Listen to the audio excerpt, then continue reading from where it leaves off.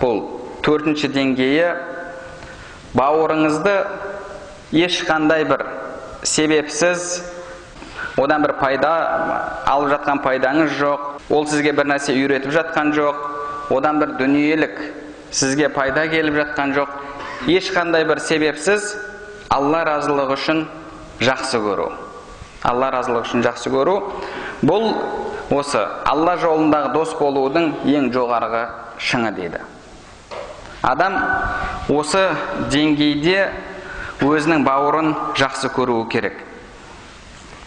Бұл қалай болады деген кезде ғұламаларымыз айтады. Бұл адамның Аллаға деген махаббатының күшеюімен болады дейді. Сіз Алла субханала тағаланы жақсы көрген кезде, Алланың жақсы көрген нәрсесінің барлығын жақсы көресіз. Алла субханала тағала жек көрген нәрсенің барлығын жек көресіз. Бір адамға махаббат қоятын болсаңыз, қатты. Ол адамды ренжіткенді сіз ұнатпайсыз. Ол адам кімді жақсы көрсе, сіз де оны жақсы көресіз. Кім оны жақсы көрсе, сіз де оны жақсы көресіз. Кім оны жек көрсе, немесе оны кім жек көрсе, сіз де оны жек көресіз. Неге? Себебі әлгі адамға деген сіздің махаббатыңыз мықты. Сол секілді адамның Аллаға деген махаббаты күшейген кезде, Алла субханала тағала жақсы көрген нәрсенің барлығын жақсы көреді, Алла субханала тағала жек көрген нәрсенің барлығын жек көреді.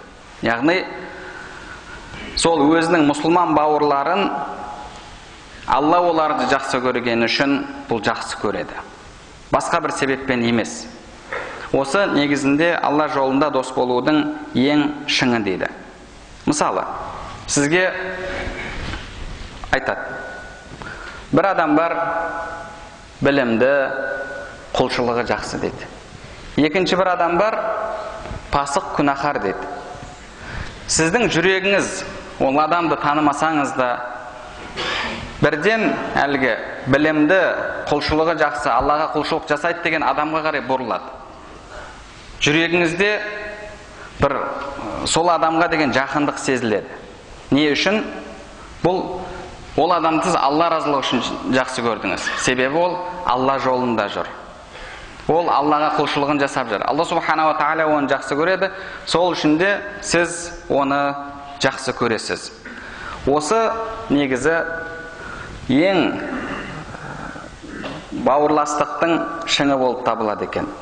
Ал егер сіз досыңызды араласып жүрген, бір дүниелік мақсат үшін жақсы көріп жүрген болсаңыз, сізге базарда көмектесіп жүрген үшін, магазиніне барған кезіңізде дүкеніне бір нәрсені арзандатып беріп жүрген үшін, немесе бір жерге тегін жеткізіп қойған үшін, тағы да басқа да бір себептермен жақсы көріп жүрген болсаңыз, онда ниетіңізді дұрыстаңыз.